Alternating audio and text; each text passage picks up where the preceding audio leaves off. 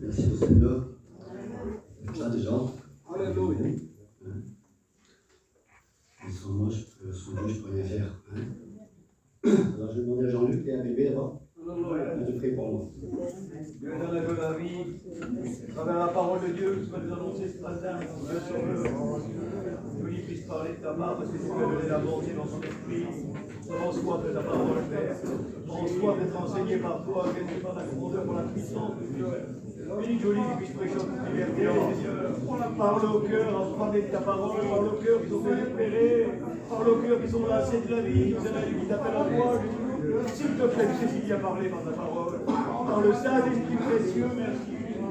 Et glorifie-toi, que Dieu puisse prêcher en toute liberté. Bénis-le-toi également, sois réceptif à ta parole. Pour la gloire de Dieu. Amen. Et là, pour venir à chacun ce matin, on parlera en travers tout ça. Merci à vous. Merci au Sauveur ce matin. Merci Seigneur. On va commencer.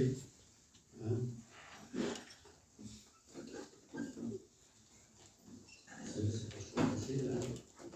Peut-être le message de Dieu. Moi, pour moi, c'est comme si c'était toujours la première fois. Je me rappelle de ce serment.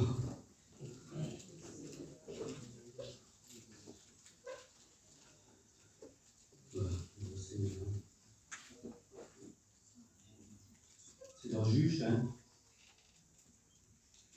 Juge 16, verset 6.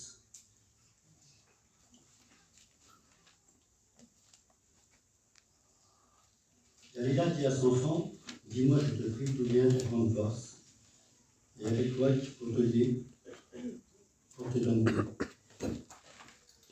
Et Samson lui dit, si on le lit avec cette corde fraîche, ne sont pas encore sèches, je deviendrai frère, je serai comme un autre homme. Alors au Seigneur, certains connaissent l'histoire de Samson, mais certains peut-être ne connaissent pas. Mais Dieu connaît tout.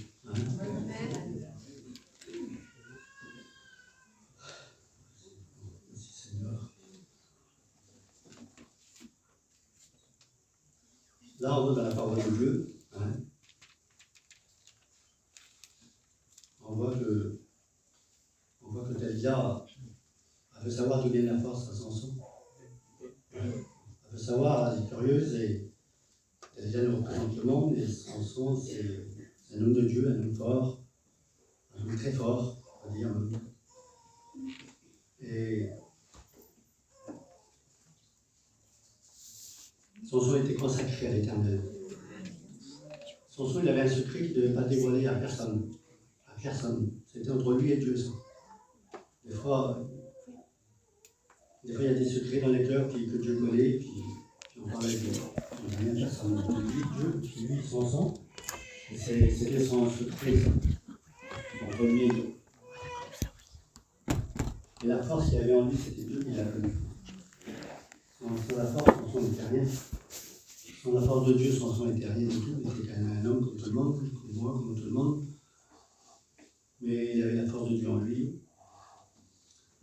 Et Samson, vous connaissez l'histoire de Samson, il a tué 1000 hommes avec une mâchoire d'âne fraîche. Samson a fait beaucoup d'expérience avec Dieu. Beaucoup d'expérience. Avec la force de Dieu, bien sûr. Et là, Samson, il a été même observé. Il a été observé, Samson. Vous savez, lorsque un homme de Dieu qui est fort, un homme de Dieu, enfin fort, je me comprends, un homme de Dieu qui est connu, on va dire, dans le monde, qui fait des réunions partout, qui est connu, il est connu partout, c'est un grand homme de Dieu, on va dire ça comme ça.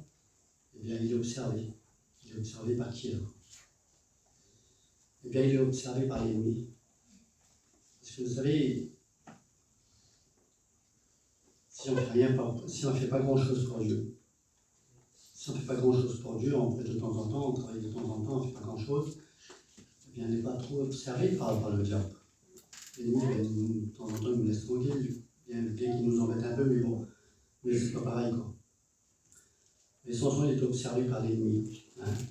Il a Dalila pour pouvoir capturer Samson. Et puis Samson, lorsqu'ils vont le lier avec les cordes là, Samson il dit toujours, je m'en sortirai comme les autres fois, et puis il brisait les cordes, c'est vrai, il était fort. Il n'y avait pas un homme qui était fort comme Samson. Et il n'aura plus non plus jamais. Et Samson, à chaque fois que Dalila a lié Samson avec ses cordes, quand les Philistins venaient sur lui pour le capturer, il ne pouvait pas. Parce que Samson avait brisé les cordes, il brisait tout, cassé tout. La force de Dieu était en lui. Et c'était comme ça. C'était son secret qui... Des fois, vous savez, des fois, l'ennemi, il s'amuse avec nous. Et nous, des fois, on ne prend pas garde. Des fois, il s'amuse un petit peu, puis on ne prend pas garde. Et puis nous, bien souvent, on tombe dans le piège. On tombe dans le piège, mais sans s'en apercevoir, sans le voir. Parce que l'ennemi, il est tellement fin, il te tend un piège pour pas que tu le voies.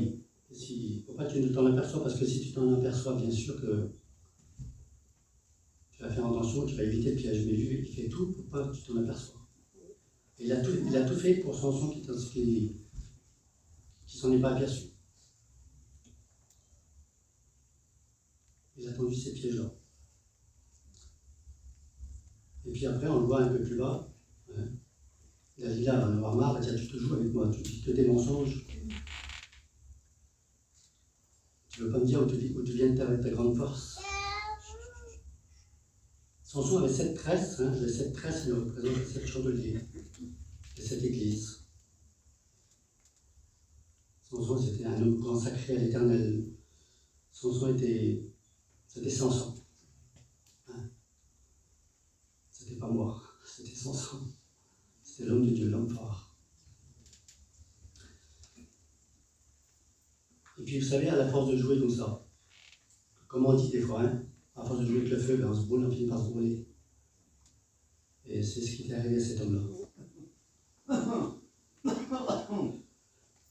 Et puis à la fin, Samson, vous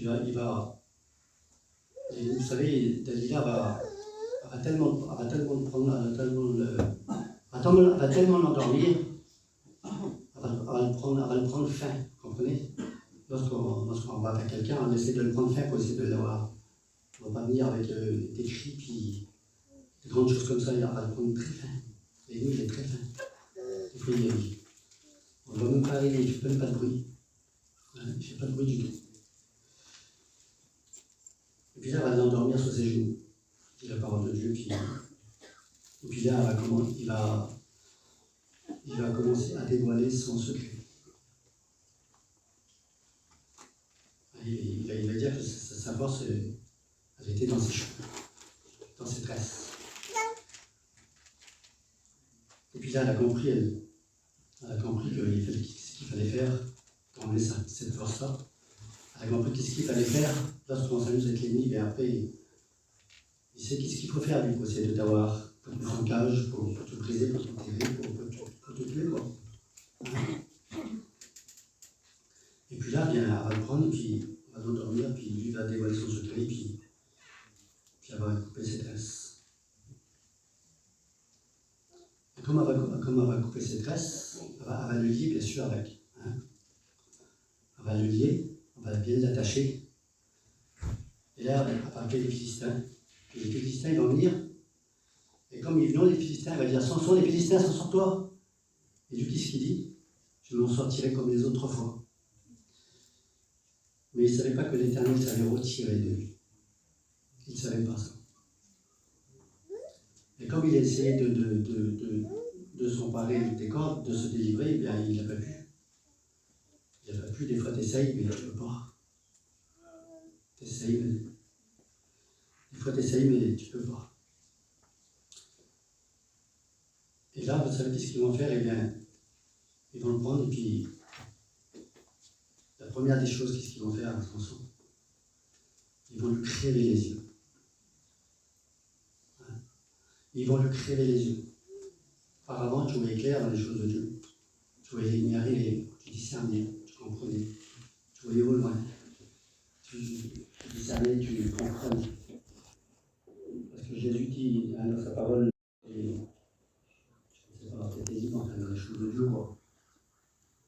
Vous savez, moi je parle avec mes mots. Je n'ai pas un grand vocabulaire, je n'ai pas un cerveau de 3 étages. Et je sais que le Seigneur, il sait parler au cœur. Les gens, ils parlent à moi, vous comprenez. La deuxième chose, eh bien, ils vont l'enchaîner. Pour plus qu'il soit libre. Pour plus, eh bien, qu'il fasse du mal aux gens. Je ne sais pas de mal aux gens, mais c'était le nom de Dieu, c'était comme ça. Ils vont l'enchaîner. Et comme on est enchaîné, on ne peut pas se délivrer. Lorsque tu es enchaîné, tu ne peux pas te délivrer tout seul. Il te faut quelqu'un. Il te faut quelqu'un, bien sûr, il ne te faut pas un autre homme pour te délivrer dans les choses spirituelles. Il te faut Jésus. Et lui, cet homme-là, ils l'ont enchaîné. Ils ont créé les yeux, ils l'ont enchaîné, et ensuite ils l'ont jeté en prison. Auparavant, tu étais libre, comme je disais. Et maintenant, eh bien, cet homme-là, il était libre, maintenant il est en prison. Voilà, en prison. Les yeux créés, voix plus clair, enchaîné, et en prison.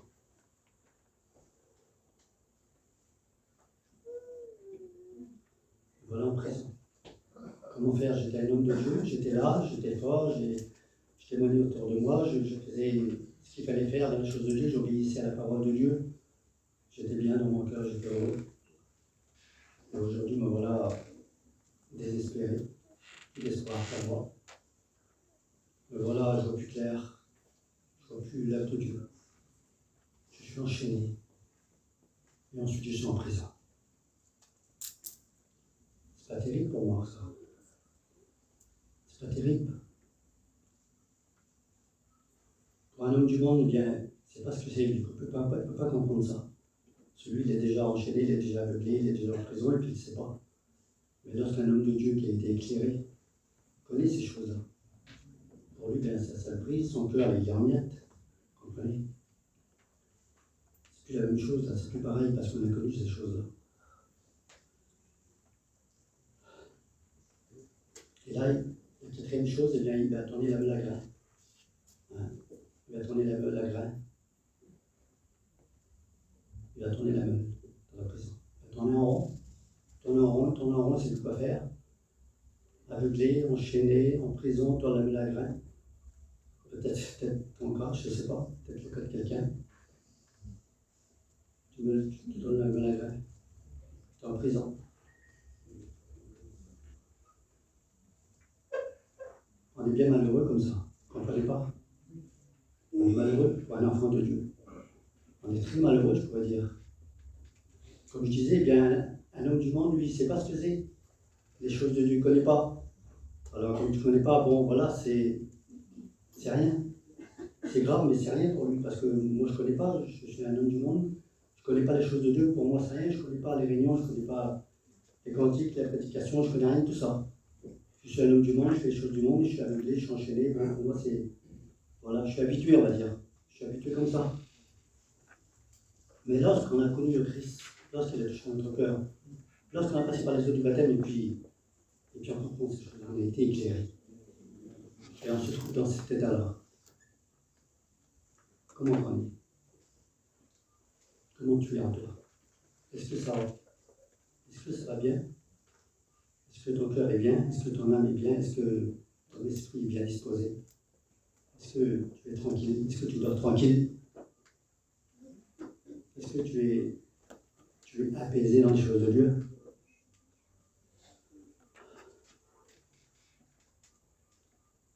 Je ne crois pas. Je ne crois pas ça parce que un enfant de Dieu, lorsqu'il se trouve dans cet état-là, on ne peut pas être apaisé, on ne peut pas être tranquille, on ne peut pas... Parce qu'on a connu Jésus, on a connu Dieu, on connaît le Saint-Esprit, on connaît les choses-là. On ne peut pas être heureux. On est très malheureux, je dois dire. Très malheureux. On essaye de faire bien, on essaye de faire celui-là qui sourit, on essaye de faire celui qui est heureux, mais c'est pas vrai. C'est l'intérieur qui compte. Parce que Jésus dit, il dit, je ne regarde pas l'apparence, mais je regarde le cœur. l'apparence, vous savez, comme on dit, c'est pas l'habit qui fait le moine. Hein, l'apparence, ça n'a rien à voir, vous savez, c'est le cœur qui compte.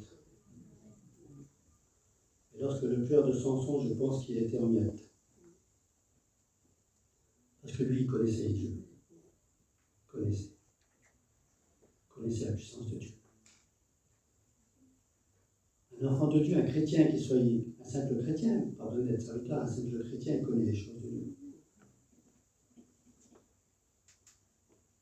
Et Samson, là, il était dans le désespoir, il était là, il voyait tout noir, il voyait plus clair, il était enchaîné, il était malheureux, Seigneur, il était désespéré, c'était plus ce qu'il était, il était là, quoi faire, quoi dire.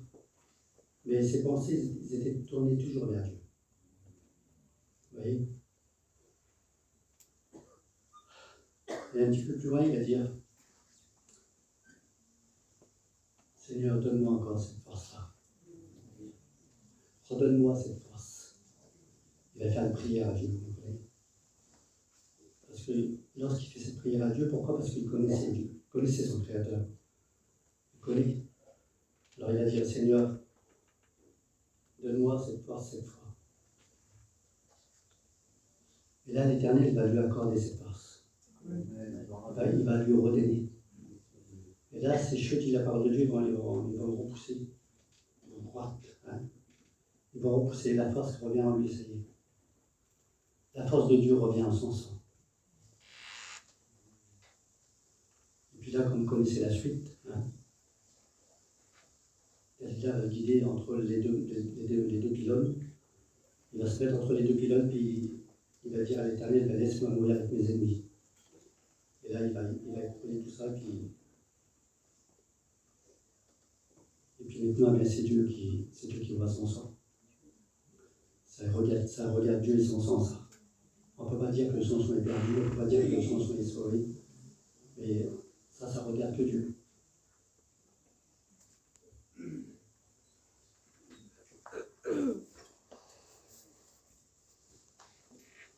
La force, vous savez, la force vient de Dieu. La force ne vient pas d'un homme. On peut avoir des bras comme ça, puis on peut être faible, comme un petit enfant. Et puis on peut être un petit enfant qui aura une grande force de Dieu. Et puis là, il a son soin, bien, Seigneur, il va retrouver, je pourrais dire, même, comme, vous savez, comme l'Éternel lui accorde la prière de Samson. Je pense que Samson, dans son cœur, il a retrouvé la joie de vivre. Il a retrouvé le goût de vivre, malgré qu'il a passé par la suite, mais il a retrouvé la joie dans son cœur. Parce qu'il a su que l'Éternel ne l'avait pas abandonné. Parce que c'est lui qui l'avait abandonné. C'est lui qui avait abandonné Dieu, mais c'est pas Dieu qui l'a abandonné. Des fois, on se trouve dans un coin, on n'a plus de force, on est là, on est en miettes, et puis on se dit, mais l'Éternel, eh bien, t'es plus avec moi. Hein? T'es plus avec moi. Parce que tu passes par des problèmes et des difficultés, tu dis que tu remets la faute sur Dieu, que Dieu n'est plus avec toi. Mais c'est tout le contraire. C'est tout le contraire, c'est puissant, je le sais. J'ai rien à vous apprendre. J'ai rien à t'apprendre, toi, chrétien. Hein, j'ai rien à t'apprendre, ça tu le sais. Tu sais que Dieu il a dit dans sa parole, dans Hébreux 13, verset 5, je ne te délaisserai pas, et je ne t'abandonnerai pas. Je ne te délaisserai pas, et je ne t'abandonnerai pas. C'est lui qui dit, c'est pas un homme, c'est la bouche de Dieu, c'est la bouche de Jésus. Et ça, c'est merveilleux, Seigneur. Tout ce qui parle de Jésus, tout ce qui dit Jésus, bien c'est béni. Parce qu'on dit qu'il est la vérité, il dit la vérité. C'est une pierre de tranchant, même si ça fait mal, parfois des fois. Mais c'est pour un bien.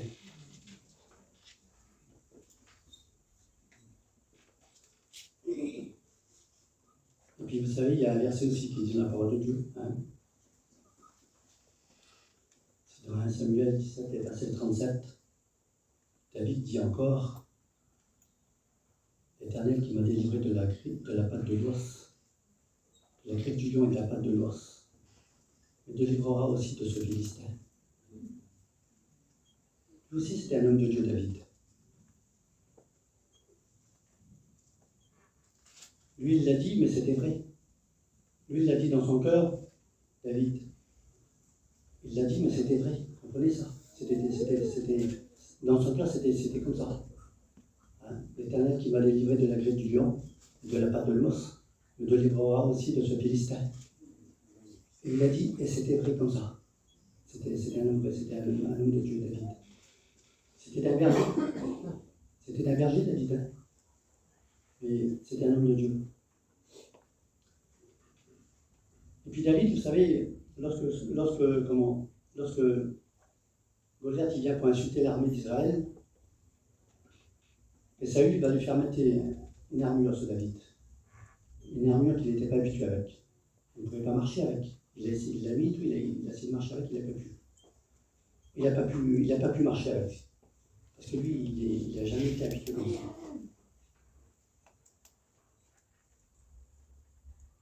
Et puis il le dit d'ailleurs, je ne suis pas habitué de marcher avec ça. Il va quitter ses vêtements de ferraille là. Il va reprendre sa fronde. Hein. Il va prendre sa fronde et puis il va aller dans le torrent. Et dans le torrent, il va prendre 5 pierres. Vous connaissez l'histoire, Seigneur, j'ai rien à vous apprendre, vous connaissez l'histoire de David. Et avec une seule pierre, il avait rassé ce géant Goliath qui était là. Ce géant, il va tomber à terre, puis il va prendre son épée dans le fourreau, puis il va couper la tête. Pourquoi? Parce que David, eh bien, avait confiance en l'Éternel. Confiance. C'est pas rien la confiance. Lorsqu'on a confiance en quelqu'un, j'ai confiance en toi. Parce que je sais que tu ne trahiras pas. Je sais que tu ne me mentiras pas. Je sais que tu seras toujours avec moi. C'est beau d'avoir confiance en quelqu'un. Et lorsqu'on n'a pas confiance en quelqu'un, là-dedans c'est troublé. Là. Dans la tête c'est troublé, dans le cœur il est troublé aussi lorsqu'on n'a pas confiance en quelqu'un. Mais à Jésus on a confiance. Alors le cœur il est en paix. Mon cœur reste en paix. Mon esprit reste en paix. Je me couche ou je m'endors en paix, dit la parole de Dieu. Parce que j'ai confiance en Jésus. Il veille sur moi, il me garde. Il me tient toujours dans le creux de sa main. Comme je suis fatigué, eh bien il me porte. Comme je suis fatigué, il me porte lorsqu'on marche avec un enfant. On va marcher avec un enfant de 4-5 ans, puis on voit qu'il est fatigué. Eh bien, qu'est-ce qu'on va faire? On va le porter. Eh bien, si tu es fatigué, eh bien, Jésus va te porter ce matin. Jésus te porte. Non seulement il te porte, il a donné sa vie pour toi. Dans Isaïe 53. Il a été abandonné. Abandonné de tous. Tous le suivaient. Tous le suivaient à Jésus. Il faisait des miracles partout. Partout qui passait, il bénissait. Partout qui passait, il bénissait les gens.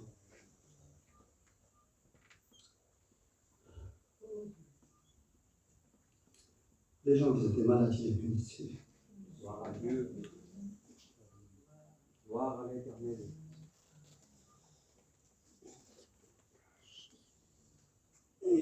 Lorsqu'il y avait un besoin, il était là avec Jésus.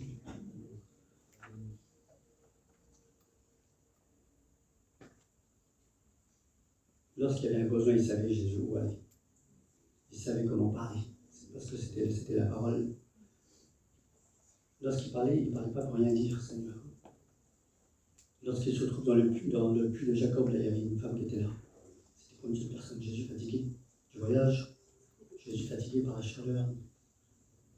Et il faisait chaud, il marchait. Jésus fatigué du voyage, se reposait. Et là, une femme vient, une Samaritaine. Jésus il va lui dévoiler toute sa vie, il va la bénir. Il va bénir tout le village qui était là.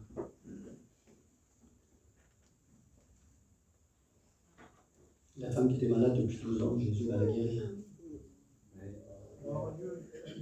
La femme qui était courbée depuis 18 ans, Jésus va la redresser. L'homme qui était couché depuis 38 ans sur la lit, Jésus va guérir, il marche. Et là, Jésus passait, Seigneur. Et là, comme ce matin, là, il passe dans les rangs. Il passe dans les rangs, puis il visite le cœur qui est là. Il visite le cœur qui est ici aussi. Il voit le cœur qui est blessé, il voit le cœur qui est troublé, il voit le cœur qui passe dans le combat. Il voit le cœur qui est fatigué. Et Jésus passait. Partout qui passait, les gens le suivaient. Il était oppressé, dit la parole de Dieu.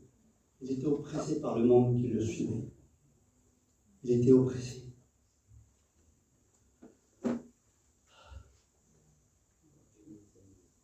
Mais dans le jardin de Gethsémani, là, il était seul.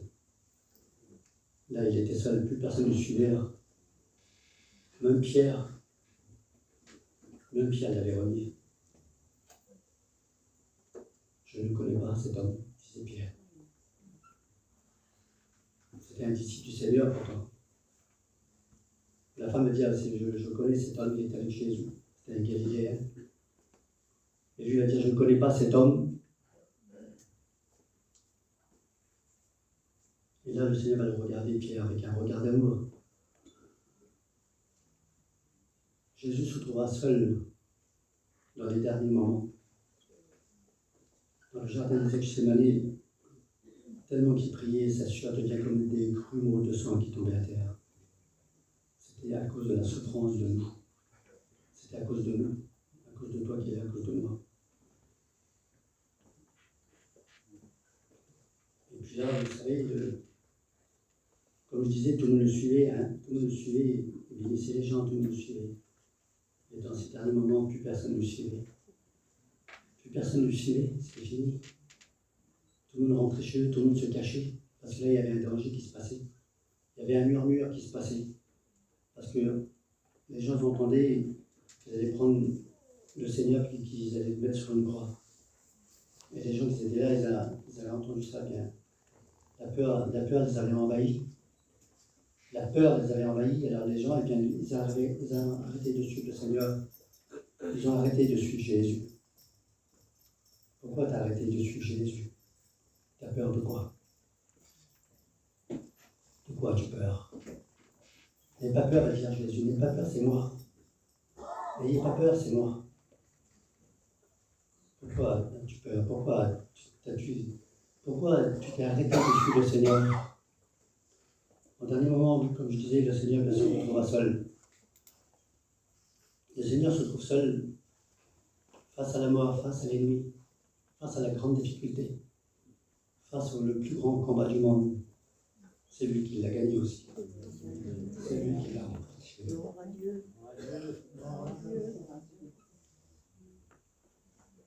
C'est lui qui l'a remporté.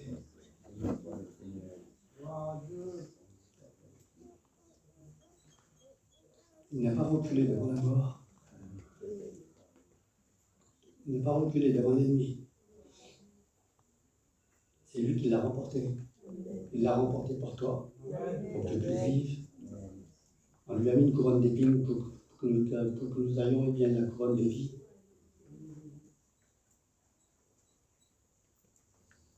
Son dos était labouré comme un labour à un champ, dit la parole de Dieu. J'ai livré mon dos à ceux qui me frappaient.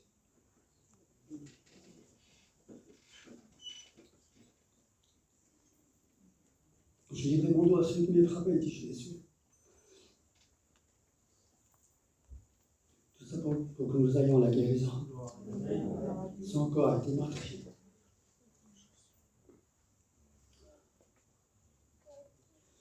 Son corps a été meurtri pour que tu puisses avoir la guérison ce matin. Si tu es malade ce matin, le Seigneur va te guérir ce matin. Son sang a coulé sur le bois de la croix. Son sang a coulé sur le bois de la croix. Pour pardonner tes péchés ce matin. Ce matin, tu es pardonné tes péchés ce matin. Parce que le sang de Jésus nous purifie de tout péché dans 1 Jean 1, verset 17. 1 Jean 1, verset 17. Le sang de Jésus nous purifie de tout péché.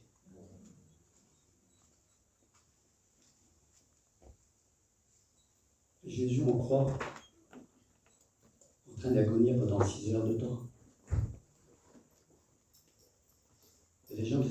croix, eh bien, se moquaient du Seigneur. Les gens qui étaient là se moquaient de Jésus. Hein? Les gens qui étaient là se moquaient du Seigneur. Et puis il y en avait un qui était à gauche et l'autre qui était à droite. Il y en avait deux qui étaient crucifiés avec lui. Et puis un, il va dire, si tu es le Fils de Dieu, sauve-nous et sauve-toi toi-même. Et puis l'autre, il disait, ne crains-tu pas Dieu, toi qui subis les mêmes châtiments. Il va dire, Seigneur, souviens-toi de moi lorsque tu seras dans ton règne. Et le Seigneur va le regarder, il va dire, aujourd'hui même tu seras avec moi dans ton règne.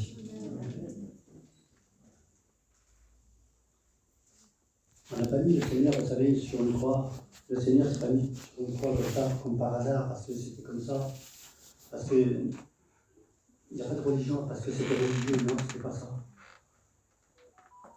On a mis le Seigneur s'est mis sur la croix, volontairement. Pour nous, pour le monde entier. Pour toi qui l'as. Pour toi qui n'as plus de force. Pour toi qui es en prison. Pour toi qui es enchaîné. Pour toi qui ne vois plus clair. Pour toi qui as ce géant Goliath qui est devant toi, tu n'arrives pas à faire face. Lorsque tu vois ce géant Goliath qui est devant toi dans les cheveux de Dieu, eh bien tes genoux fléchissent. Tes jambes deviennent faibles, tu n'as plus de force à tenir debout. Tu n'as plus de force à tenir debout devant l'ennemi. Tu n'as plus de force. Lorsqu'il y a des petites difficultés, tu arrives à t'en sortir. Mais lorsque la grande difficulté est là, le gros problème est là, eh bien, mais là, tu es sans force. Tu es sans force, tu deviens faible. Tu n'en peux plus.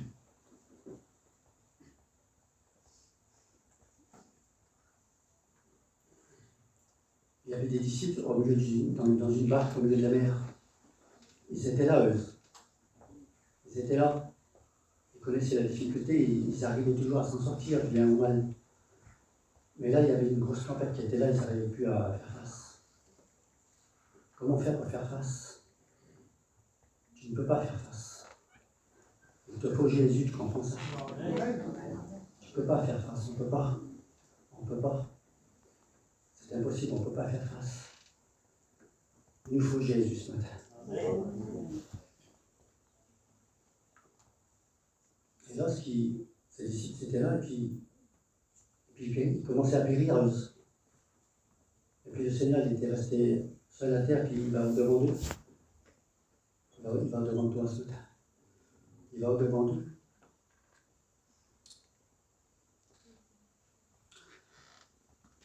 Le Seigneur, il va au-devant d'eux ce matin. Il va dire, n'ayez pas peur, c'est moi. Il va calmer la mer, il va calmer la tempête ce matin. Il va calmer la difficulté. Parce que lui, il est celui qui a l'autorité sur tous les éléments déchaînés. Il est le maître des éléments déchaînés. Il est le maître de ta vie ce matin. Il est le maître de ta vie ce matin. Il est celui un jour, vous savez, il est celui un jour, vous savez, qui s'est laissé clouer sur cette croix. Parce qu'il fallait un sacrifice parfait. Il était le sacrifice parfait, Jésus.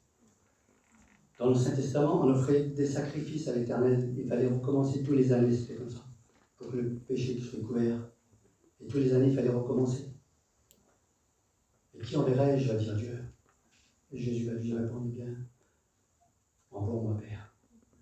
Envoie-moi faire ta volonté. Il a fait la volonté de son Père sur la terre.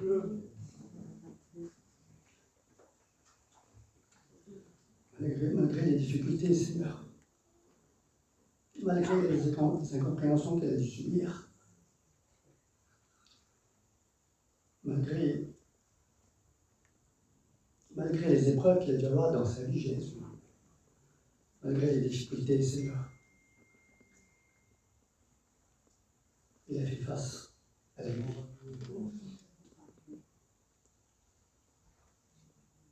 Il a fait face à l'ennemi ce matin. Il a fait face pour qui et pourquoi? Pourquoi Jésus s'est mis sur la croix? Pourquoi faire alors? Pourquoi son corps de Jésus a été meurtri? Pourquoi le sang de Jésus a pris sur la croix alors? C'est pourquoi faire ça? Essaye de te mémoriser ça dans ton cœur ce matin. Pourquoi et pour qui? Pourquoi faire? Pourquoi que Jésus est mort sur cette croix? Pourquoi que Jésus l'a mis dans un saint tombeau? Et pourquoi Jésus est ressuscité? Il est parti nous préparer une place. Eh bien, tout ça, c'est pour nous. Pour le bien de nous. Tout ça, c'est pour le bien de nous ce matin. Tout ça, c'est pour ton bien, c'est pour mon bien.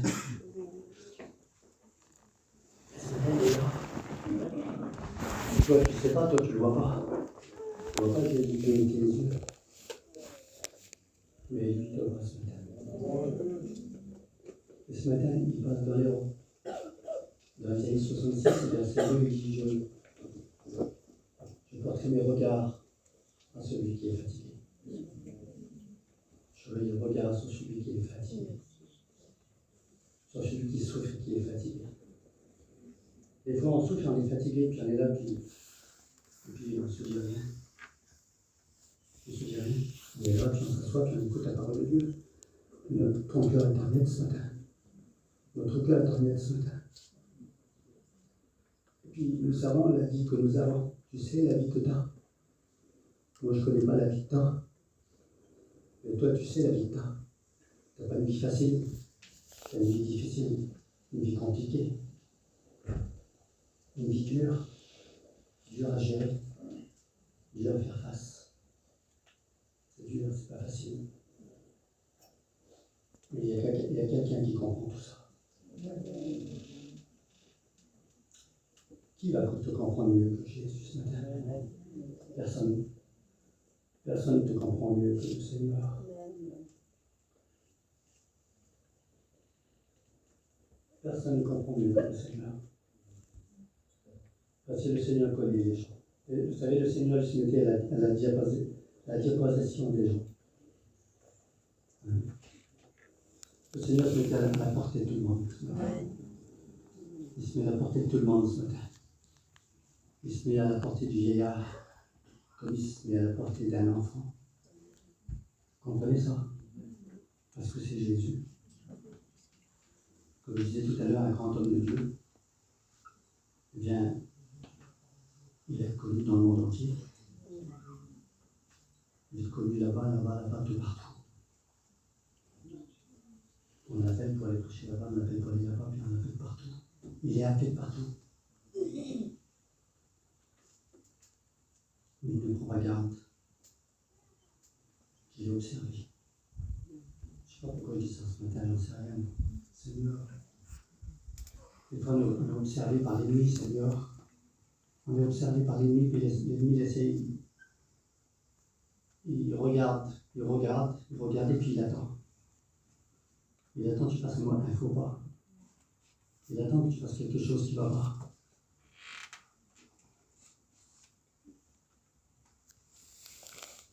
Et c'est pour ça que Jésus dit, je ne t'abandonnerai pas, je ne te délaisserai pas.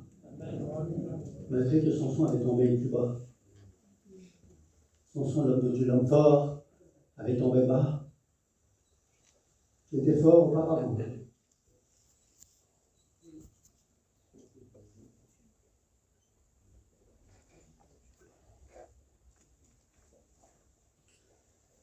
Je suis passé par les eaux du baptême et je disais, Seigneur, je te suis prêt dans les noms. Tu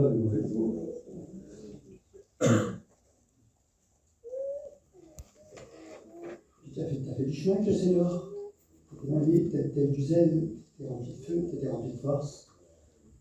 Plus tu passais, tu t'ébrouillais. Plus tu passais, tu bénissais les gens.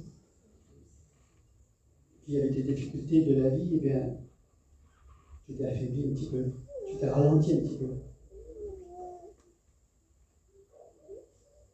Et puis te voilà sans force. Te voilà sans force. Tu es là, puis des fois, vous savez, on passe cette porte là. On repart comme on est rentré. On repart comme on est rentré. Pourtant, il y a tout ce qu'il faut ici. Il y a tout ce qu'il faut au Seigneur. Il y a tout ce qu'il faut Pour te bénir. Il y a tout ce qu'il faut pour te bénir ce matin. Il y a Jésus qui est là. Il y a le Saint-Esprit qui est là. Il y a tout ce qu'il faut, Seigneur.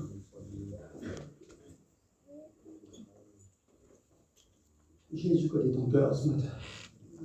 Comme je disais tout à l'heure, il ne regarde pas l'apparence, mais il regarde à ton cœur ce matin.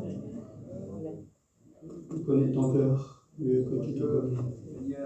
Il connaît mon cœur mieux que je me connais. Je ne me connais pas, moi. Moi, je ne me connais pas. Je ne peux pas me prétendre que je me connais. Le lendemain, je ne sais pas. Le lendemain ne m'appartient pas. Le lendemain, je ne suis pas demain. Je ne sais pas. Et Jésus connaît tout. Jésus connaît ton passé, il connaît ton présent, il connaît ton avenir. Il connaît ton avenir. Et ce matin, est-ce que tu vas le laisser, comme je disais tout à l'heure, tout le monde le suivait, il était oppressé. Et au dernier moment, le Seigneur se retrouvera seul. Est-ce que tu vas le laisser seul ce matin? Est-ce que tu vas l'abandonner? Est-ce que tu vas le mettre de côté?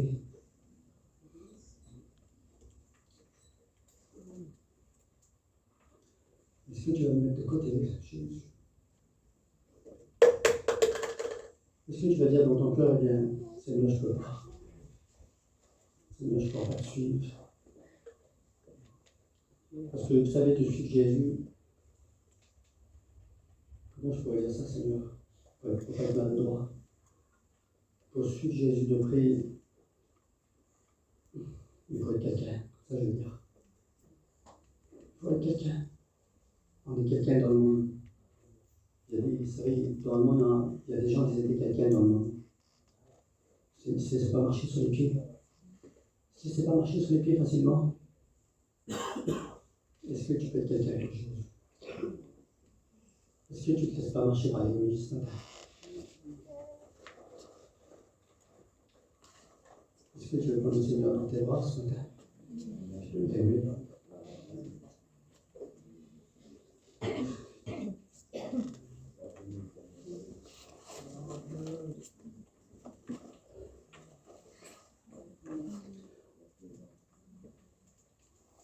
Parce qu'il t'a aimé le premier, Seigneur. Il t'a aimé le premier, Seigneur.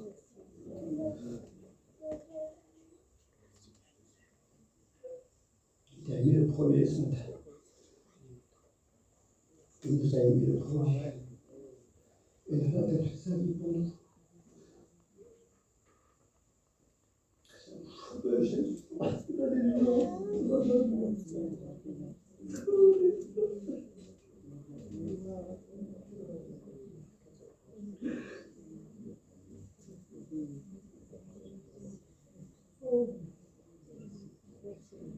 Jésus, alléluia.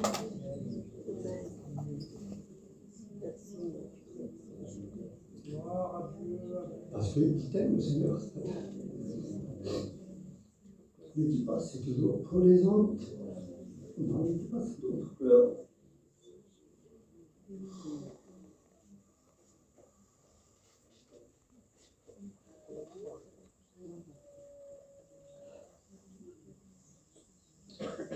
Ne dis pas c'est toujours pour les autres et bénédictions.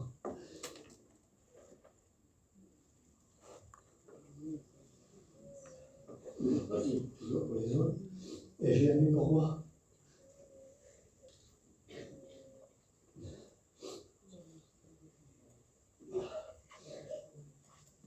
La bénédiction est pour toi aussi ce matin. Parce qu'il a prouvé qu'il t'aimait.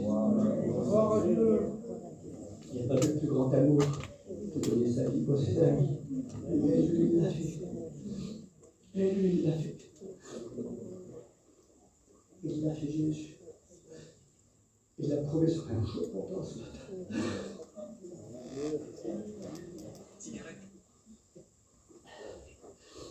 Il a prouvé son amour pour toi ce matin. Parce qu'il a tendu ses bras sur la croix. Il a tendu ses bras sur la croix. Il a tendu ses mains. Parce qu'il fallait un sacrifice parfait pour que le monde soit sauvé. Et le sacrifice parfait, c'était lui. C'était l'agneau sans tache, sans défaut. Il était le lieu saint, il était le sacrificateur. Et il a versé son sang pour toi. Et aujourd'hui, il est là, puis il t'aime encore. Son amour n'a pas faibli envers toi. Son amour, il ne faillit pas. L'amour de Jésus, elle est toujours là. Elle est toujours d'actualité, elle est toujours présente. Jésus t'aime toujours. Ne dis pas que Jésus ne m'aime plus. Jésus m'a oublié. Jésus m'a mis de côté. C'est pas vrai. C'est pas vrai ça. Il est toujours pareil. Il a toujours la même force, Jésus. Il a toujours le même amour. Et il est toujours là présent ce matin. Est-ce que tu veux qu'en prie le Seigneur ce matin? Si tu sens un besoin dans ton cœur, prie au Seigneur ce matin. Ne te retire pas. Vas-y, prie le Seigneur.